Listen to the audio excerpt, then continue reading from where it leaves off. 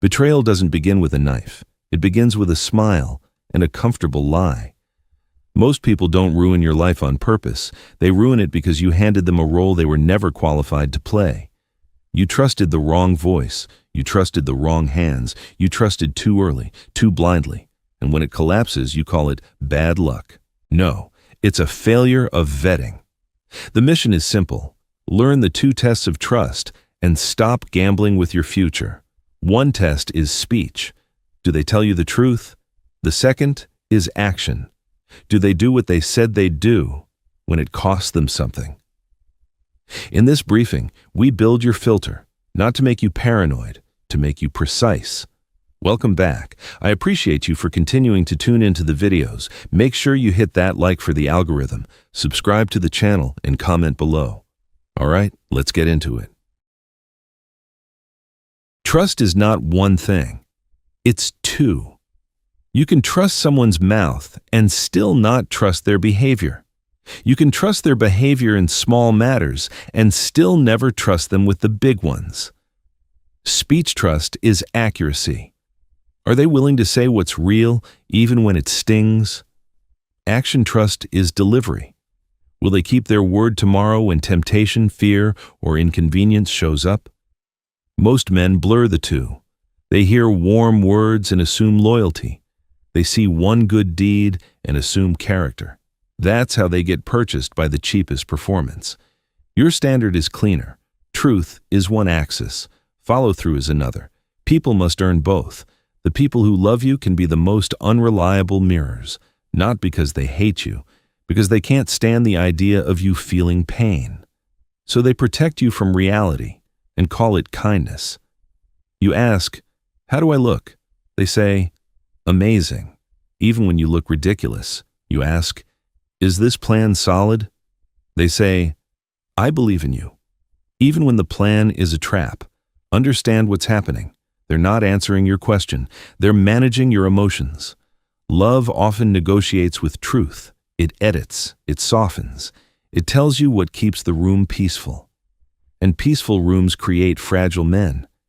Your objective is not to punish the people who comfort you. Your objective is to know what they are. A hug is not a compass. Truth tellers are rare because truth is expensive. It costs social points. It costs warmth. It risks conflict. And most people would rather keep access to you than keep you accurate. But there's a second reason truth disappears. Your reaction trains them. If you rage when corrected, you will be surrounded by liars. If you sulk when criticized, you will be fed sugar. If you punish honesty, you will purchase silence. And silence is how incompetent leaders die in slow motion. That's how the yes men system forms. One person gets burned for speaking up. Everyone else learns the lesson. They stop warning you. They stop seeing you as a man who can handle reality. Then reality handles you.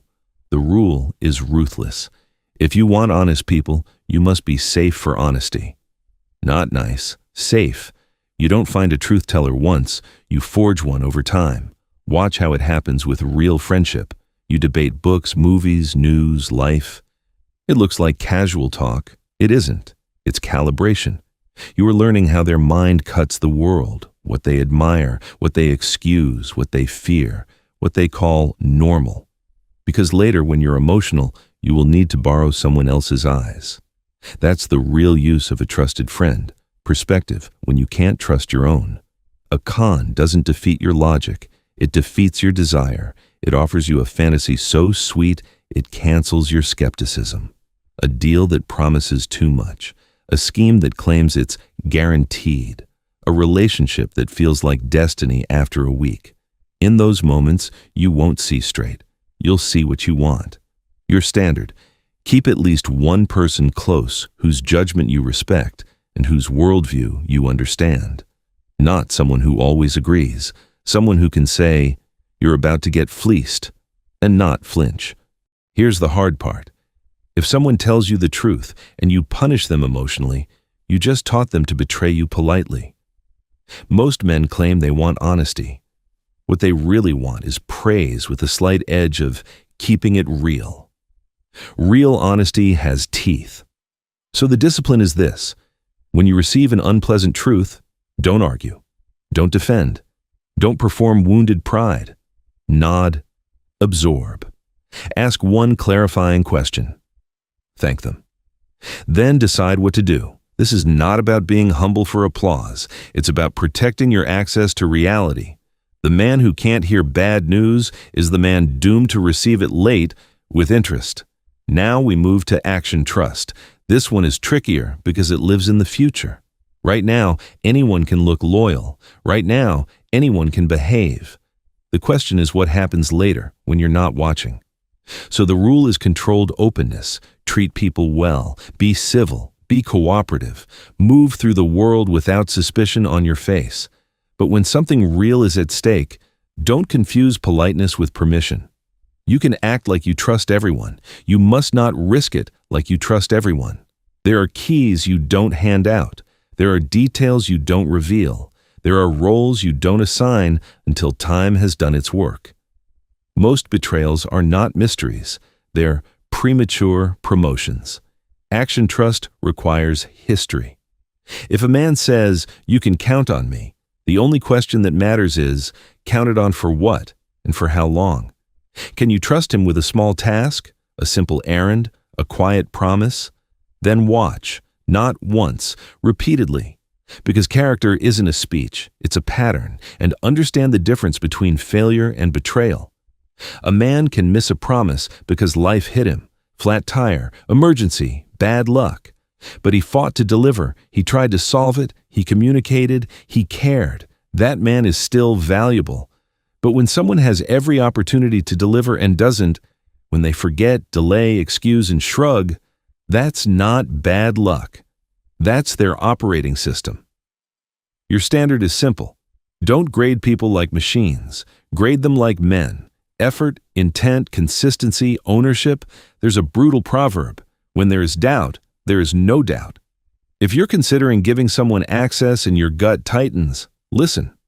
A man with discipline doesn't argue with his instincts. He interrogates them.